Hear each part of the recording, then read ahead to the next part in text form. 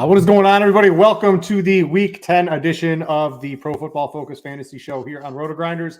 I am Brit Devine, joined by my man, Ian Hartitz from Pro Football Focus. Ian, what is going on, dude? It's a fun season. It keeps continuing, and I'm just looking for more props, more spreads, more DFS, more, if anything else, that I could possibly gamble / prop bet my way into a few extra dollars. Is pretty cool. I need one of those sweet jerseys you got behind you, by the way. What's going on, dude? Yeah, man, we still got another 3 months to get through before the XFL is back. So this whole NFL thing will have to keep on doing it. So, but yes, sir, this powder blue LT, I'd say that and the old black Mike Vick Falcons jerseys, two most iconic of my generation coming up. So great day to be great, Brit, and hell of a week 10 to talk about.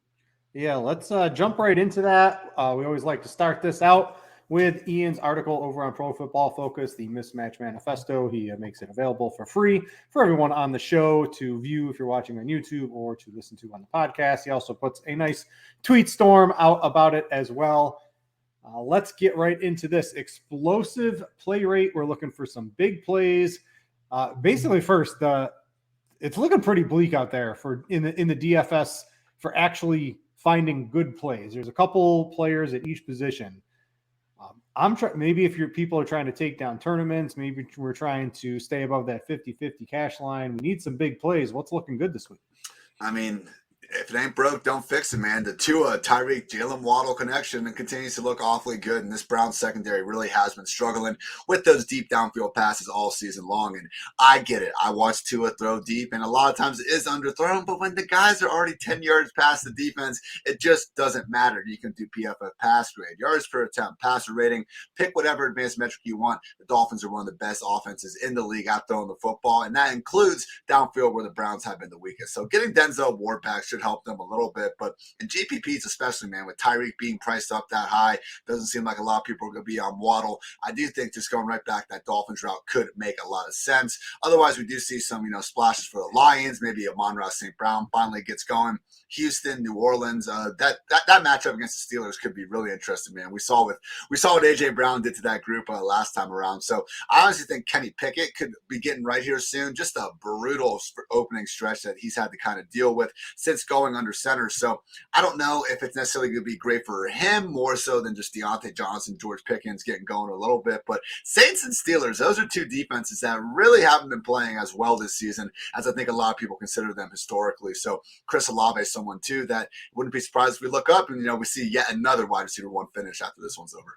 Any offenses we should be a little bit concerned about in terms of maybe not producing any chunk plays? Yeah, Cardinals per usual. They look awesome for 1 or 2 drives every game, and then it gets rough. And with Cliff Kingsbury telling us, as he does with pretty much every injured player, Kyler Murray being a game time decision, just going to be tough to really be able to have that sort of exposure out there with that game coming obviously in the later part of the afternoon. Also, I mean, this Vikings team against the Bills, man. Like if you look at the Vikings, win is a win, man. But just I don't want to use the F word or anything with them, but not the most convincing 7-1 team in the world, let's just say. So I will be very curious if Josh Allen does get ruled out, exactly how much that line will swing their favor, because this Bills defense, man, I think it's because of how good the offense has been that we don't talk about Von Miller and company maybe as much as we should. So getting Tre'Davious White coming back here soon. So things are looking up for Buffalo. Even if Josh Allen isn't in there, man, I do like the chances of winning at home. I had a nice Vikings line right basically as that news broke. Well, not really broke, but as soon as they open up the lines on that one. Now we'll have to see what it comes to on Sunday if Josh Allen plays or not. I would expect him to probably take a week off, but in the end, who actually knows? Talk about the ultimate GPP play if Josh Allen ends up suiting up. No one's going to want to pay. No one's going to want to pay for that. That could be. We'll have to see on that one. Let's roll down to pace. We always want some more snaps. Maybe avoid some of the games. This Denver-Tennessee game looks extremely slow. You can maybe convince me. I did bet a couple props on the Denver side in that game. But what game looks faster pace? It looks like the Bills-Vikings game. If Josh Allen's out, maybe it slows down just a little. Usually, I think we talked about this last week. Usually there's a bunch of games below 60 seconds. That's just not the lay of the land this year in the NFL. Not happening this time around. So yeah, Vikings Bills really the only one that stands out as being, faster than we would expect. I will say, man, even without Josh there, I do think like Stephon Diggs is a great tournament play this week because they're still going to throw the hell out of the ball. This is one of only 3 teams this year in non-garbage time situations throwing the ball on more than 70% of their plays. And they played the Steelers back in like week 6, I think, and they were up 38-3, after the first 3 quarters. So Josh Allen comes out.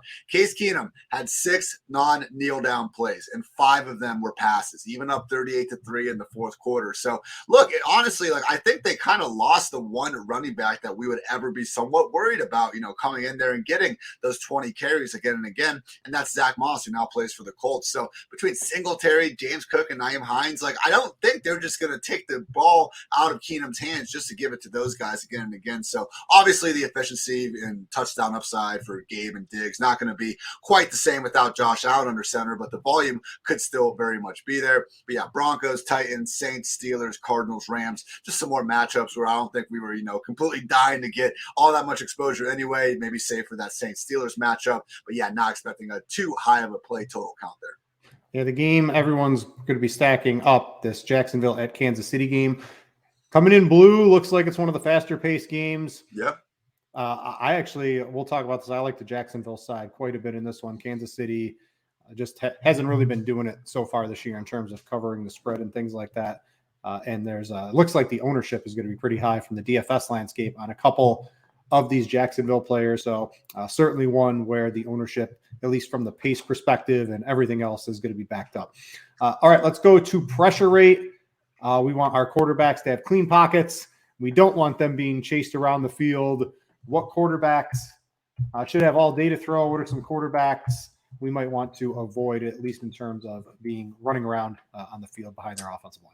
Again, we talked about Saints Steelers maybe not having that many plays, but the ones they do have, man, could be efficient. We're seeing that again here with so little pressure being expected for both Dalton and Kenny Pickett. So it's always nice when you get these guys popping on multiple charts. We do have the explosive plays and the pressure going in the good direction for all those pass catchers. You can also see Jacoby Brissett, Trevor Lawrence, and Kyler Murray should have ample time to throw. The Trevor Lawrence play is interesting. I mean, Christian Kirk is someone that's going to be pretty chalky, I think, with his target volume under 6K on DraftKings, but Zay Jones is still someone that gives you that nice price discount. Evan Ingram with the back thing might be scaring people off just a little bit. Maybe even Travis Etienne starts getting going in the passing game. That's been the most surprising part about his just ascension up into the RB1 heights, because he still hasn't even been tapping into what his receiving workload ceiling could really be. So Chiefs have allowed the most receptions to opposing running backs this year.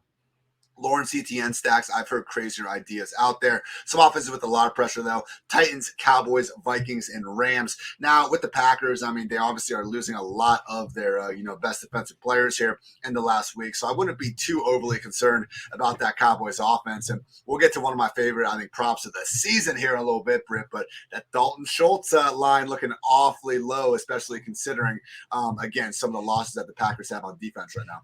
Yeah, I saw that. I immediately bet it when I saw you write it up. It did not work. I went to the Antonio Gibson well last week. That did not work out well. So I'm hoping this one works out a little better. That whole thing, man. Like I asked Twitter, I was like, what is one thing on the football field that Brian Robinson actually does better than Antonio Gibson? I can't. It seems like they're just still making decisions based on what they saw in August. And it sucks that maybe Robinson isn't back to being his nominal self, but like that's the reality of the situation. It's just another head coach, seemingly making a perplexing running back decision. What is new?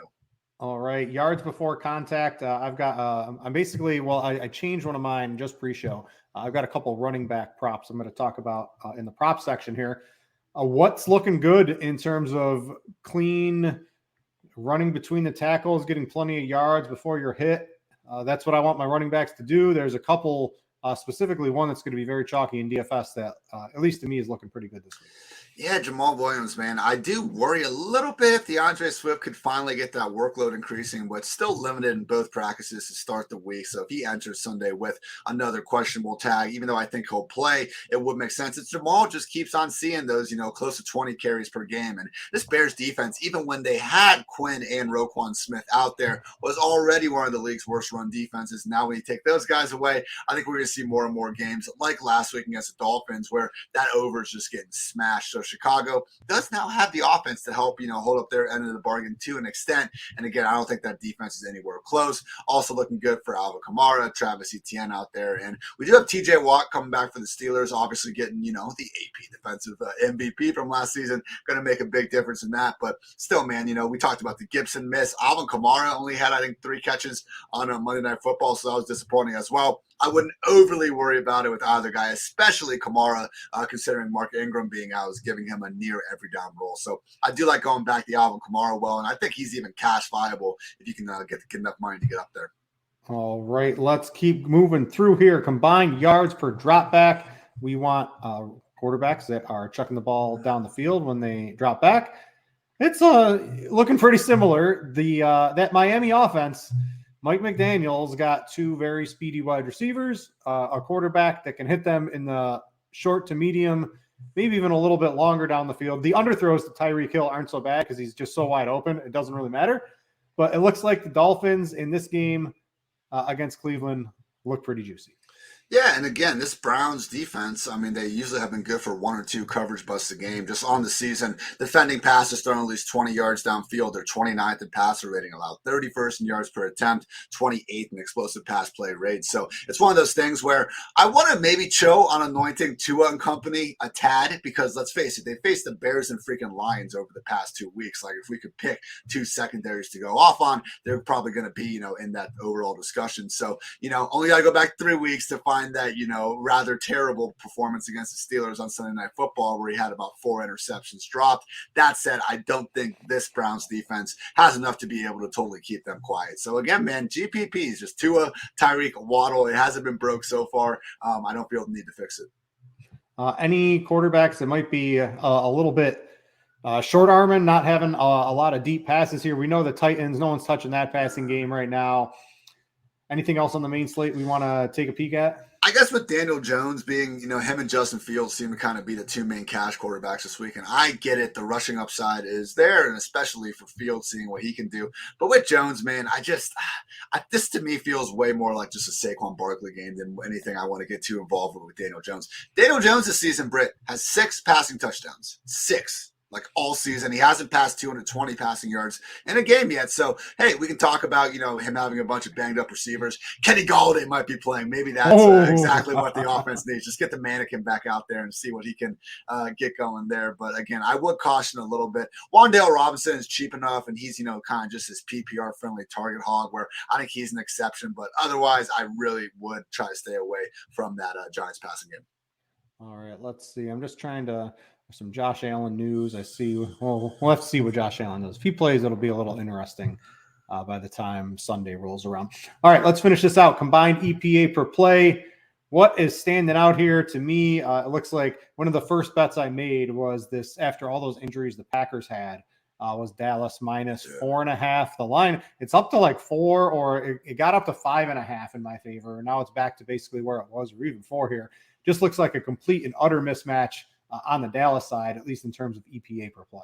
Yeah, that's one of the biggest mismatches of the week in this. The other ones being Buffalo, but obviously with Josh Allen's status, we don't exactly know what's going on there. And then also the Giants over the Texans. I think more so a testament to just how bad Houston has kind of been generally this year than overall Giants dominance, but still makes sense for them to, maybe be getting a little bit of love there, especially at home coming off of that bye. So another, I believe, last 2 weeks, the money line dogs here, just if you would have taken the money line on the underdogs that have a relative offensive advantage, back-to-back 2-1 weeks. And this week we have the Broncos and the Cardinals sticking out as teams with a relative offensive advantage, but they are, in fact, underdogs. So, again, with the Kyler thing, that kind of complicates that situation. But, yeah, Russell Wilson and this Broncos team, man, if they're going to get right, you would hope it'd be after the bye. And kind of lost in how disappointing that offense has been is the fact that, Patrick Surtain and company on that defensive side of the ball, this is one of the best defenses in the entire NFL. So just from that alone,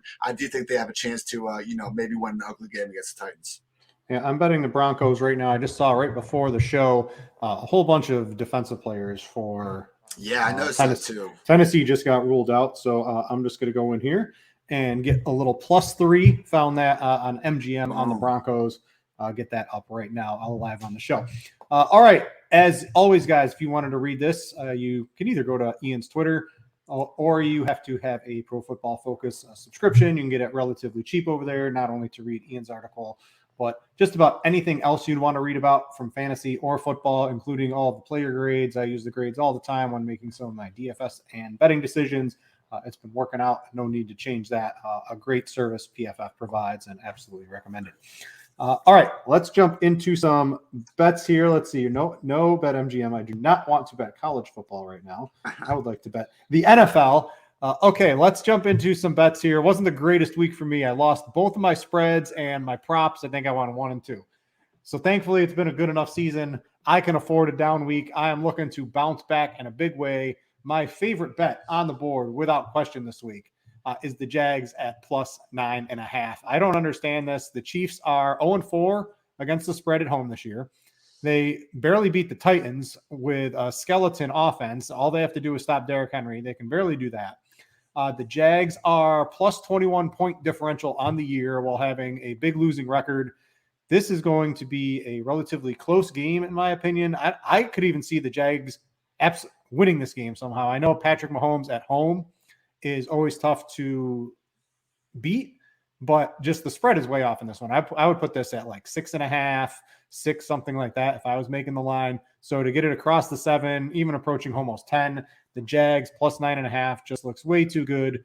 I know the Chiefs offense passed a lot against the Titans, but the Titans defense is for all those yards that Patrick Mahomes was putting out was playing pretty good. And I think Jacksonville, their offense is pretty good. I think they're in a really good spot this week. I like them for DFS. I like all the players. I like Lawrence. I like ETN.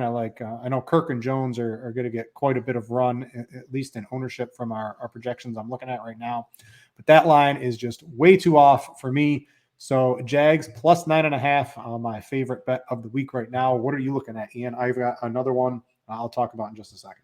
I like that call. I mean, look, Jaguars, ETN, we've seen it all year. They've had one of the more efficient running games. And Trevor Lawrence, man, we saw it in week 2, week 3, and finally last week in week 9. I mean, when he plays really as well as he can play, this team is pretty tough to beat out there. So he was PFF's second highest graded quarterback last week and just, again, made a bunch of nails throws. It was good to see that side of him again. God forbid we start piecing some of those performances together. Jaguars could be making a little bit of noise down the stretch. But 3 bets I like, 13, 13, and 1 on the season. Let's go ahead and get in the green for once over here. I do like the Seahawks +2.5 in Germany against the Buccaneers. I just think we're still giving this Buccaneers team too much credit for what they did in 2020 and 2021, not in 2022. So the Seahawks just every single week, man, are facing teams that have objectively been worse than them, usually on both offense and defense this year, and we're still seeing them, getting points. So +2.5 for a team that just, again, been better than the Buccaneers on offense for sure. I mean, we're talking about the 4th-ranked scoring offense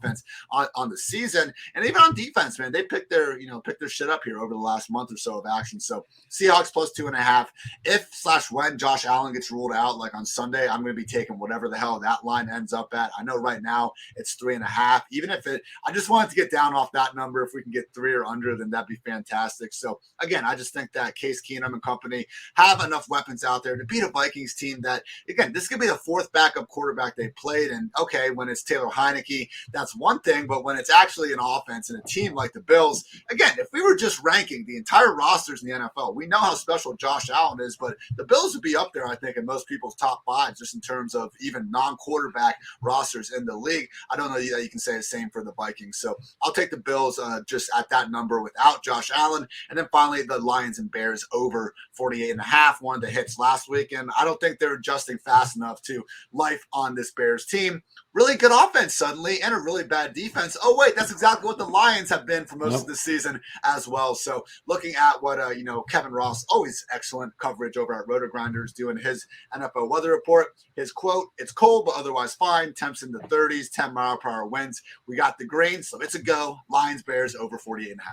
Yeah, I like the Bears. So my other one I'm going to talk about on the show is the Bears -2.5. This just seems very far off from this new look Bears offense. The Lions, outside of Amon-Ra St. Brown, right, they traded away TJ Hawkinson. There's no other wide receivers. DeAndre Swift is still banged up, and he's clearly their best running back, as good as Jamal Williams has been, but Swift is very dynamic. And if he's just not getting a full workload, there's very little offense, in my opinion, for Jared Goff. He's been struggling. Coincidentally, his wide receivers, no TJ Hawkinson, right? I think there's a lot going on there. Chicago offense has it figured out. You got the dome team going outdoors in the cold in Chicago. Bears can't stop anyone not named Aaron Rodgers. Never thought I'd say that, but this everything's looking. It's 2.5 on Bet Rivers. I think it was 3 just about everywhere else. I will definitely take the 2.5 on Bet Rivers. I bet that this morning.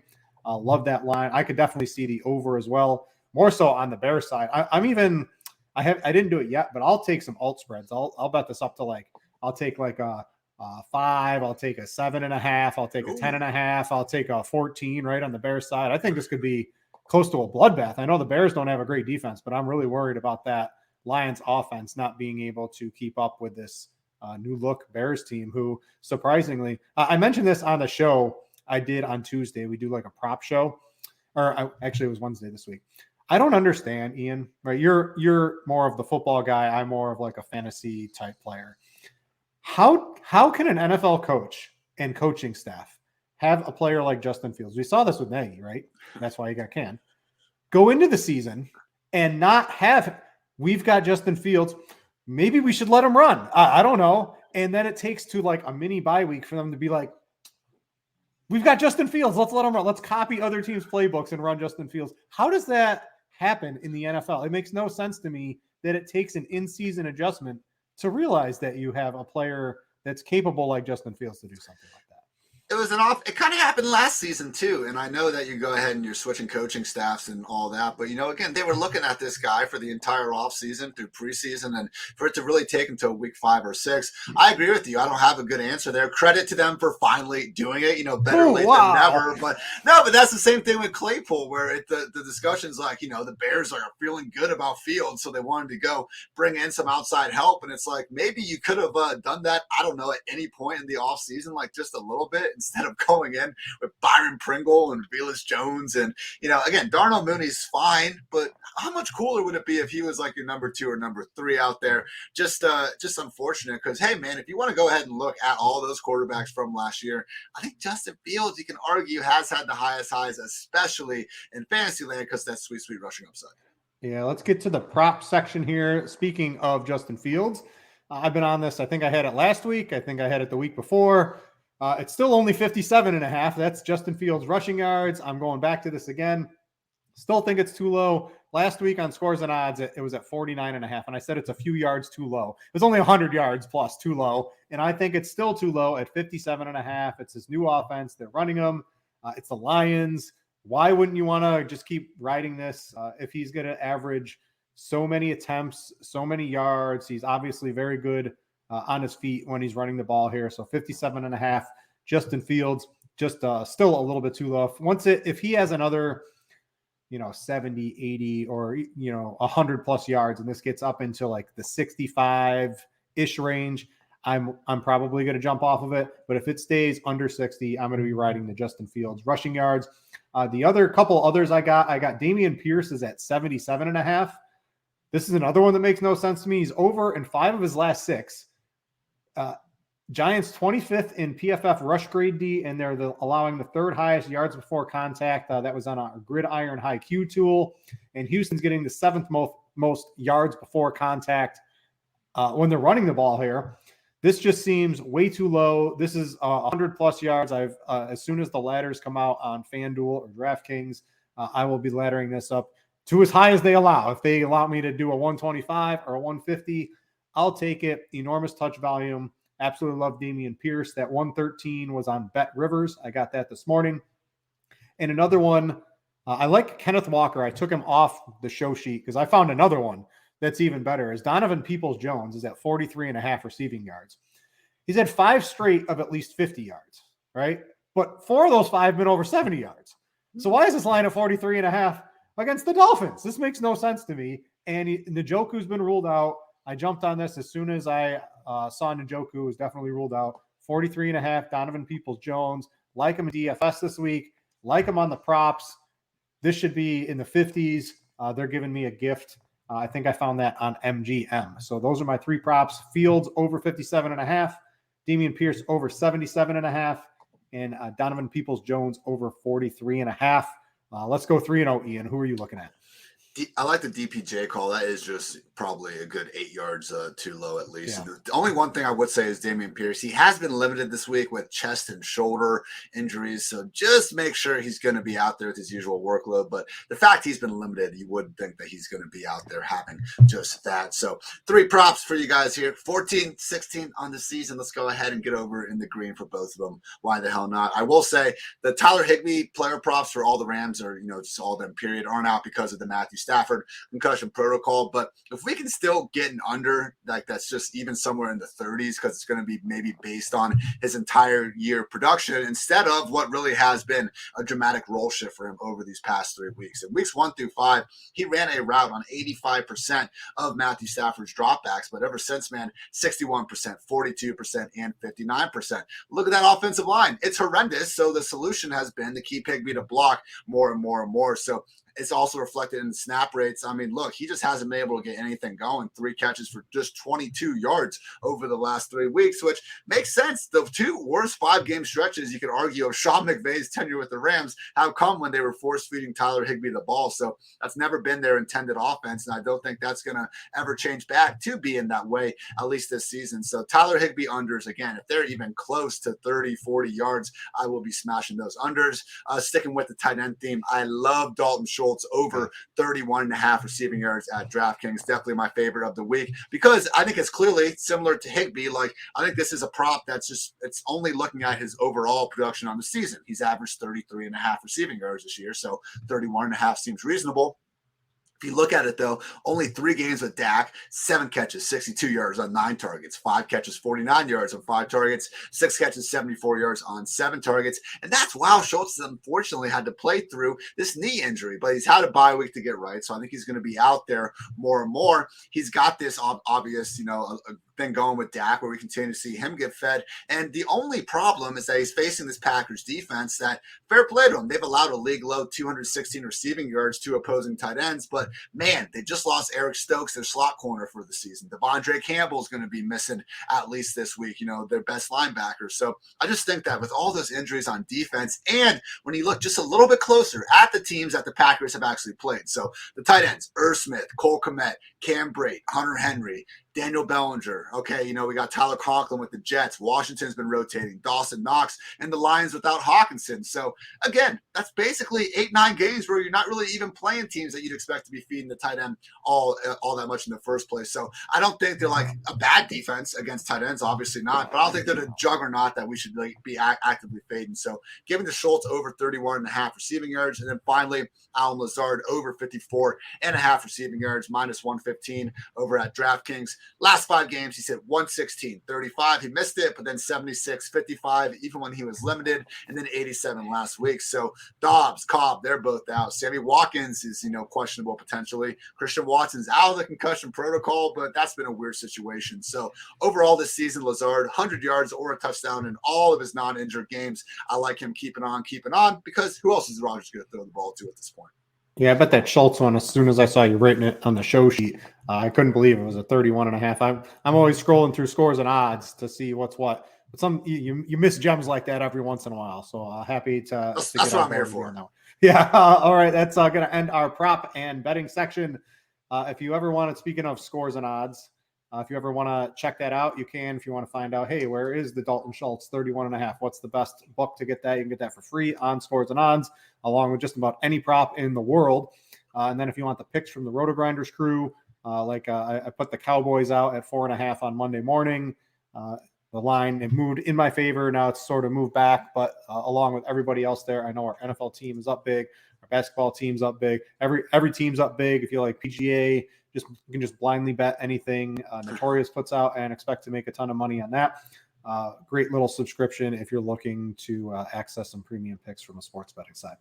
All right, DFS. Let's talk that now. Pretty weak week overall. Yeah. There's no huge totals. There's not really a lot going. There's no big totals in the NFL at all anymore.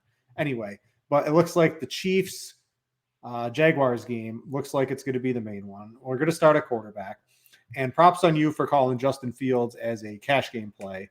That one, was like 50% of the people on DraftKings had that by the time the week ended up. So that ended up really good.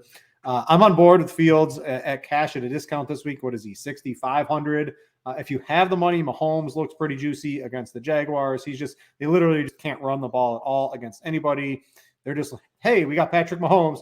Why don't we let him throw the ball a lot? Seems pretty rational, right?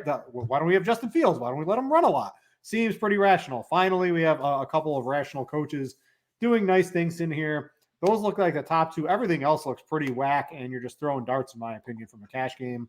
If you don't have one of those two, to me, you're probably doing it wrong. I know Daniel Jones is getting some steam, but I'll take my chances with the other two.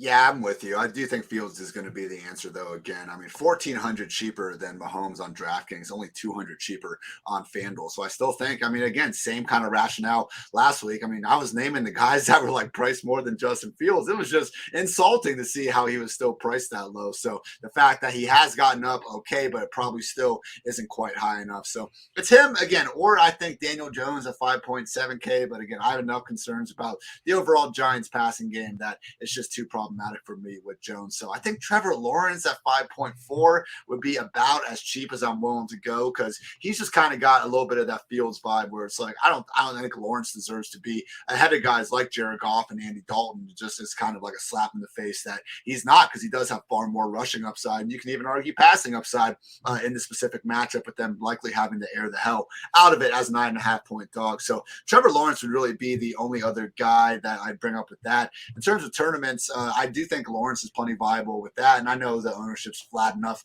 at quarterback that we can still go to guys like Fields and Mahomes anyway. But again, man, Tua, Tyreek, and Waddle. I think it's a week where you can actually do that and differentiate your lineup a little bit, because Tyreek is going to cost you so much to get up to him at like 9.1K. Jalen Waddle's price tag is no longer that big of a discount. So yeah, it's going to cost you to get up there. But I think in a week where a lot of the value is, again, in that 5-6K range, just going with more of a rags to riches approach might be an easy way to differentiate it in the old GPP.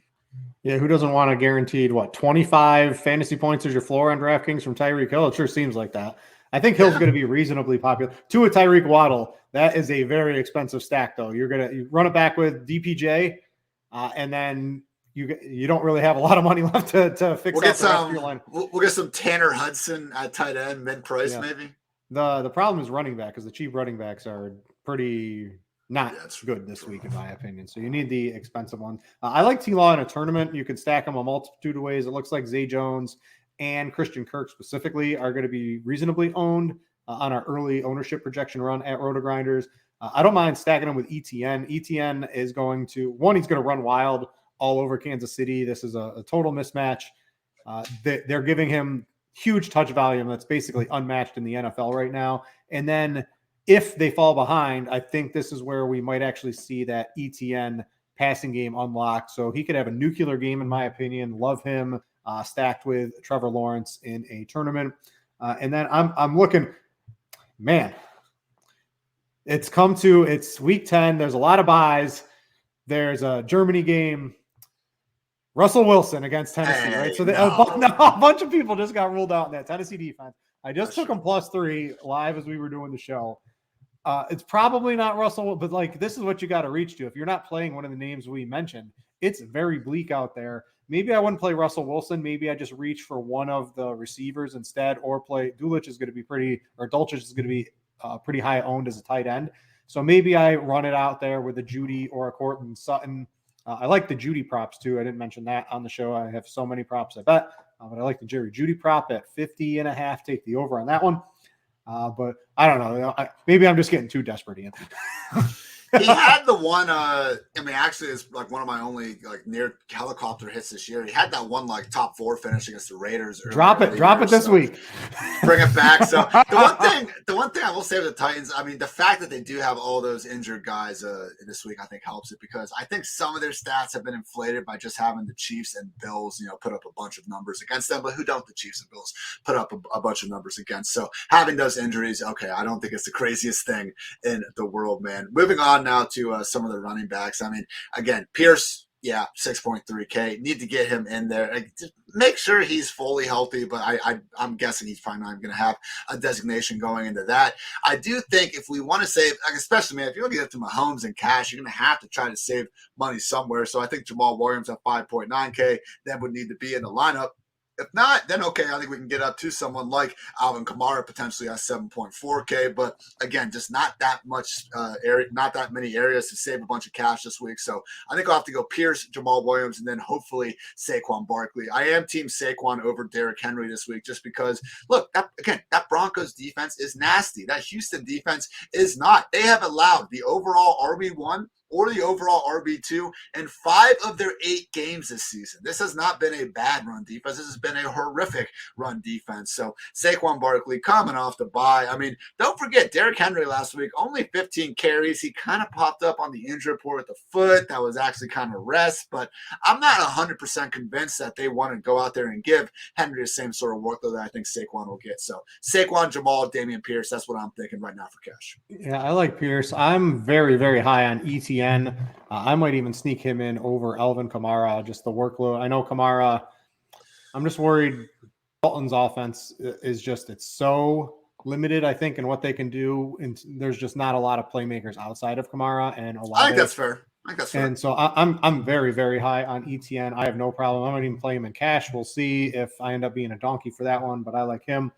And then I had for tournaments, maybe Jamal Williams, I think, if falls into the end zone twice, 15 carries, 80 yards, that can certainly get there, especially if Pierce and or let's say like Saquon or Derrick Henry, one of them doesn't do it. Jamal, getting there with Jamal Williams for even, probably needs the touchdown for sure. But even like if he just cracks the 100-yard bonus or even doesn't get that could play easily for a Jamal Williams type. And the other one is Chubb. Always like Chubb in a tournament. They're going to need to score. If the game gets out of hand, it depends which side of this game you like.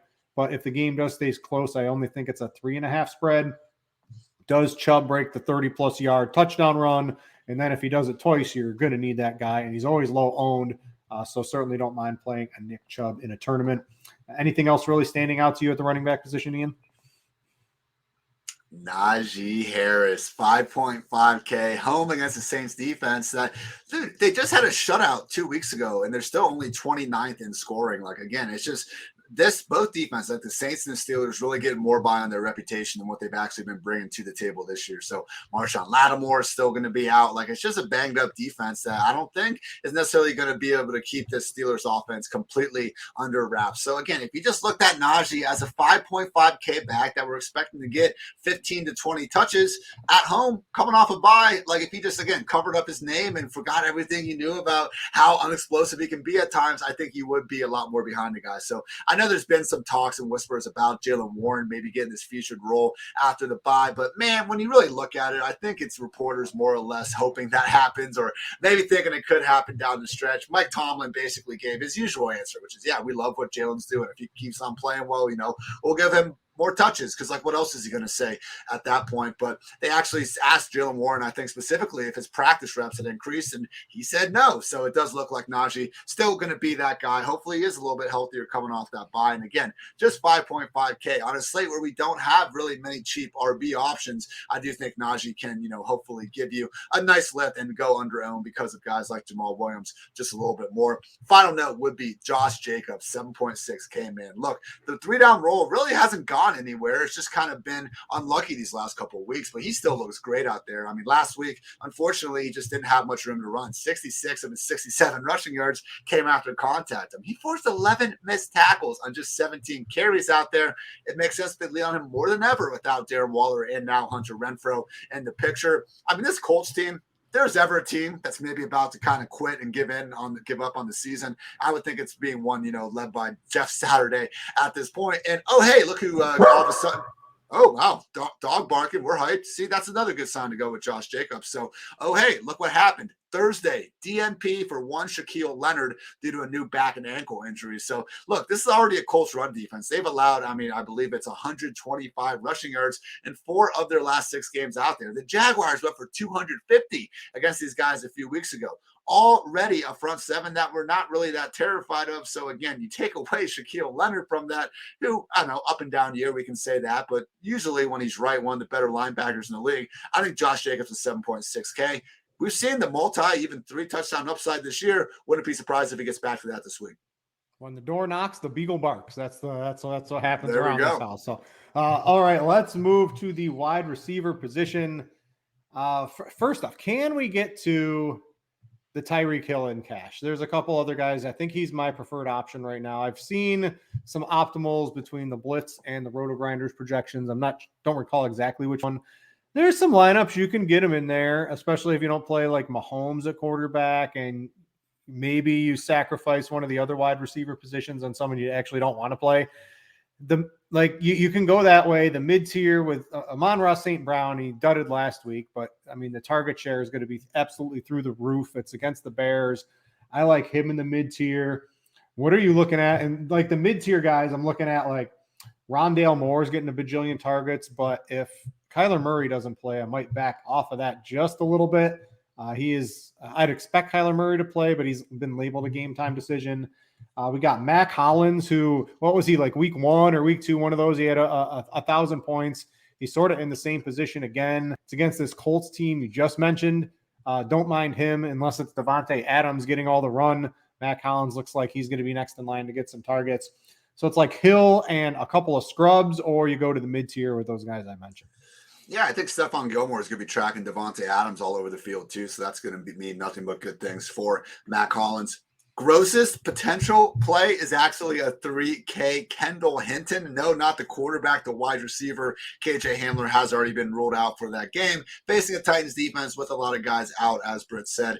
Look, I'm not going to be playing Kendall Hinton, but hey, if you do want a 3K wide receiver, that would be my guy for you. I do think it's going to be a little too hard to get up to Tyreek this week. So there are some nice volume target hogs, though, in that 5K range. Christian Kirk at 5.9 and Deontay Johnson at 5.8. Again, Marshawn Lattimore likely going to miss this one. Even Marcus May, their safety, could be out as well. So I know 76 freaking targets without a touchdown for Deontay Johnson. Chris Godwin's in second with 65. The man is due. And hey, man, we don't give NFL coaches a lot of credit, but shout out Doug Peterson before week 6, he said that Christian Kirk needs to be someone getting 9, 10, 11 targets per game. Since then, he has actually had a nice uptick, and accordingly, we've seen him get back into some of that really solid fantasy production. So on the season, I mean, Christian Kirk is actually tied with Chris Olave and CeeDee Lamb in terms of PPR points per game, but he plays for Jaguars and it's Christian Kirk, so we don't really give him the same respect, even with the pricing with that. I think one of the other cheap guys is Wan'Dale Robinson at 4.7K. He kind of dudded before the bye, which was disappointing to see.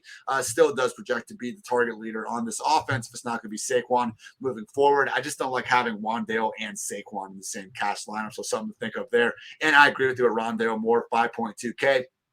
The thing with Rondale that we've been able to trust, man, and honestly, I'd peep his reception over prop as well. When he gets this full-time prop role, man, it has been nothing but good games for him. He has had 2 duds since he's been back, and those, not coincidentally, were the games where A.J. Green was out with an injury and Robbie Anderson wasn't on the team and then played like 10 snaps in his first game. So those are the games where Rondale had to play on the outside, and he just wasn't getting fed the same sort of volume. When he's in that slot, people wanted him to have this like higher average target depth. It's the opposite, I think. We want that, kind of earlier season Curtis Samuel role where we don't exactly expect Kyler in this offense, sadly, to be able to, consistently hit these big plays. Give me the 6-7 receptions underneath and full PPR and let Rondale make some magic after the catch, which, to be fair, he's been starting to do more than ever lately. A couple GPP plays.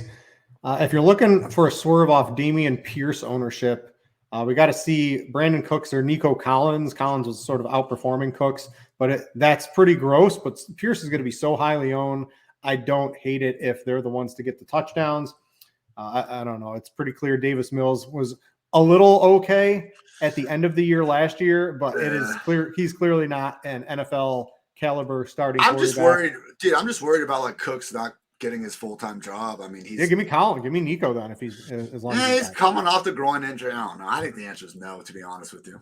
All right, I'll heed your advice on that one. Of course, Donovan Peoples-Jones. If you can't get Amari Cooper, so Amari Cooper on the road is a no. Donovan Peoples-Jones is a yes. The prop, everything is pointing to a DPJ big game in my opinion with Njoku out. Absolutely love that. And then I know you mentioned Adams might get some shadow coverage, Devontae Adams, but it does, like, sometimes it just doesn't matter. Sometimes Devontae Adams is better. And I think he still is pretty good. And there's really no one else to throw the ball to. So if it's not Mac Hollins, who I think ownership's going to get high, and Tyreek Hill, like, I don't know, Tyreek Hill's probably going to have a good game. But if he doesn't have a great game, Adams can. And Adams is pretty low ownership against this Colts team who we got to see. Like the Colts team, it's either going to be one of two ways. They're going to like rally and maybe they throw Matt Ryan in and the offense gets it back on track a little bit. Not this week, but maybe next week. Ellinger could get benched if he plays poorly, it seems like this week. Maybe they rally somehow, or it's just an absolute train wreck of the rest of the season for the Colts. I'm hoping for the train wreck. It might be good for Saturday to get a little bit of change in the NFL if somehow they were good. But maybe this Colts team just sort of packs it in now that they realize Jim Irsay is doing everything in that team front office in terms of coaching, GM. He's in charge. He's the owner. But sometimes the owners need to take a step back and let actual football people make some of the decisions. But basically that all leads me to Devontae Adams as a swerve off of Tyreek Hill. Sound good? Yes, I'm with you there. But what's wild with the Colts this year, they're kind of like the inverse of what they were last year, where they didn't make the playoffs, even though they had, I think, the third or fourth best point differential in the entire AFC. And this year, minus 51, like that's the second worst point differential in the NFL. Yet they're 3-5-1 and in second place in the AFC South inexplicably, man. And you start looking at those 5 losses, and you do wonder if, like, especially that Washington game, like making that move to Sam Ellinger, with that phantom shoulder injury seemingly to Matt Ryan. I don't know, man. So just it's pretty clear Irsay wants to lose, right? Like he wants to tank to get a good draft pick at the top this year. But my point is, like, they shouldn't even be in tanking mode. They're in second place in a wide open division at this point. So it is what it is. But moving on to, again, just a couple of GPP guys. Hey, same reasons why Deontay Johnson, again, I've already talked about the Steelers passing game, having nowhere to go but up. Seriously, Pickett comes off the bench in second half against the Jets, Sauce Gardner and company, who we even saw last week can give Josh Allen problems at certain times. After that, they go into Buffalo. After that, they face the Buccaneers and Pickett gets concussed. His only easy matchup on paper was the Dolphins, but that even came Sunday night, like in Miami, and what ended up being like a rainstorm by the time the fourth quarter came along. Who did they face before the bye? In Philly. So every single matchup, it's like, what would you expect from not only this offense, but really any offense? I do think against the Saints defense that a bit overrated this year, we could see Pickens and or Deontay really make their way. Mentioned Tyreek and Waddle with Tua, expensive, but I do think, hey, it's high upside and it can help differentiate things. And finally, Chris Olave versus that league worst Steelers pass defense at PPR points per game. 2 wide receivers, just 6.8K. Sign me up. All right, let's close this out with tight end from the cash game perspective. I looked at the optimals for both the Blitz and the RotoGrinders projections right before the show, Ian, and it's doing something I never really like to do. It's playing 2 tight ends because there's a couple of cheap ones. Oh. Yeah, well, okay. It's playing 2 of them on DraftKings because that lets you get the running backs you want. It lets you get the quarterback you want. It lets you get Tyreek Hill, right? So like Dulcich and Foster Moreau, these guys are going to be playing just about every snap, are going to be heavily involved in the offense. If you're not playing both, I generally don't do that. I'll have to see what happens on Sunday if any more injury news comes out. But these are the 2 guys everyone's going to be choosing from. They're both too cheap, given their roles on the current teams. Do you have a favorite between the 2? Moreau is $200 less than Dulcich. I lean Dulcich. It's a decent strategy, though, man. I mean, just I'm starting to talk me into it because it's a 10-game slate, right? And there's no value right now, and there's no good players playing really. Yeah. So just go get the guys are going to get you a bunch of fantasy points. Because I didn't see the pathway to. I didn't see anyone. I was one to roster that cheap at running back or wide receiver. So hey, I don't hate it, man. Foster Moreau, you're not kidding, man. Over 90% of the routes, 2 weeks ago or whatever they played last without there. And Waller, obviously, he's not coming back. And taking Hunter Renfrow out of that, short to intermediate area of the field should only mean good things there as well. So I do give Dulcich just the slight lean. I do think he's, the more talented pass catcher. And with all those Titans injuries, you got got that going for him.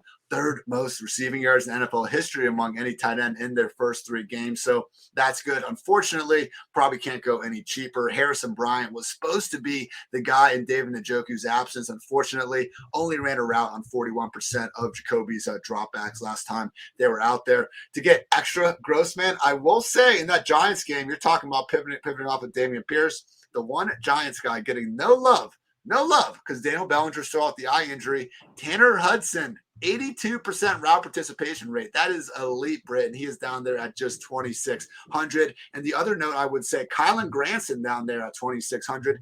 They're gross. I get it, but they're 2,600. And if you look at the Colts injury report, Mo Alley Cox and Jelani Woods weren't able to practice throughout this week. So the Colts have always been an offense, at least they were under Frank Reich, that really got their tight ends consistently involved. It's always just been this 3-headed mess where it doesn't go to one guy. Might actually be Kylan Granson. So again, I think Foster and Dolchich.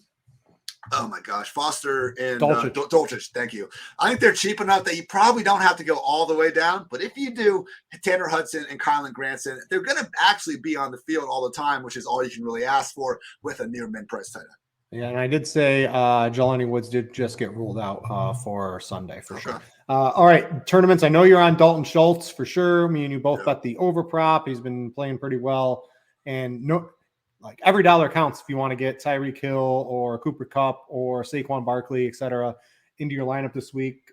So I don't think Schultz is going to get too high of ownership. Anyone else you're really looking at? This dude, Travis Kelce, I don't think anybody, maybe in tournaments, I get it, but no one's going to touch him in cash. But for tournaments, paying up for Kelce certainly makes a lot of sense because, I mean, who else can you look at that can get 10, 11 receptions, 100-plus yards, and 2-3 touchdowns at tight end positions? Literally nobody.